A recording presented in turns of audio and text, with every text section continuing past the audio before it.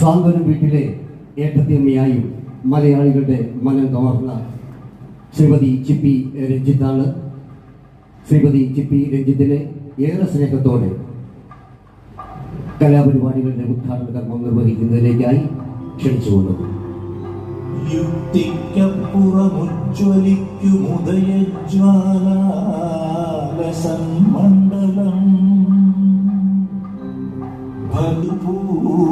ഫലപൂർണാലയം